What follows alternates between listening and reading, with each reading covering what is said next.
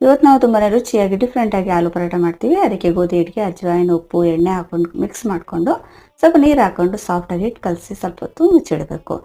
ನಂತರ ಬೇಯಿಸಿರೋಂಥ ಆಲೂಗಡ್ಡೆಗೆ ಅರಶಿನದ ಪುಡಿ, ಅಚ್ಚಕಾರದ ಪುಡಿ, ಧನಿಯಾ ಪುಡಿ, ಜೀರಿಗೆ ಪುಡಿ, ಚಾಟ್ ಮಸಾಲ ಮತ್ತು ಆಮ್ಚೂರ್ ಪೌಡರು, ಸ್ವಲ್ಪ ಉಪ್ಪು ಹಾಕೋಬೇಕು. ಹಾಗೂ ಶುಂಠಿ, ಹಸಿಮೆಣಸಿನಕಾಯಿ, ಕೊತ್ತಂಬರಿ ಸೊಪ್ಪು ಹಾಕೊಂಡು ಚೆನ್ನಾಗಿ ಮ್ಯಾಶ್ ಮಾಡ್ಕೋಬೇಕು.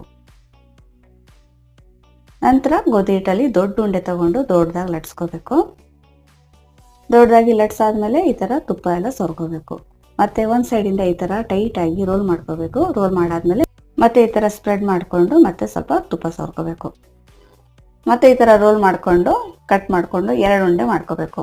ಒಂದು ಉಂಡೆ ಇಟ್ಬಿಟ್ಟು ಒಂದು ಉಂಡೆಲಿ ಈ ಥರ ಬೌಲ್ ಥರ ಮಾಡಿಕೊಂಡು ಆಲೂಗಡ್ಡೆ ಹೂರ್ಣನ ತುಂಬಿಟ್ಟು ಚೆನ್ನಾಗಿ ಸೀಲ್ ಮಾಡ್ಕೋಬೇಕು. ಮತ್ತೆ ಲೈಟಾಗಿ ಲಟ್ಸ್ಕೋಬೇಕು. ಹೆಂಚನ್ನ ಬಿಸಿ ಮಾಡಿಕೊಂಡು ಎಣ್ಣೆನ ತುಪ್ಪನ ಹಾಕ್ಕೊಂಡು 2 ಸೈಡು ಬೇಯಿಸ್ಕೊಂಡ್ರೆ ರುಚಿಯಾದ ಆಲೂ ಪರೋಟ ರೆಡಿ ಆಗುತ್ತೆ.